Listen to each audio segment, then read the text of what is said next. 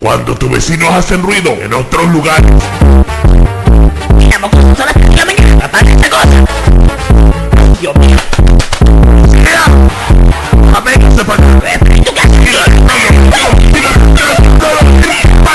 Mi casita. ¿Acaso ese animal no duerme? Ay, hijo, llama a la policía.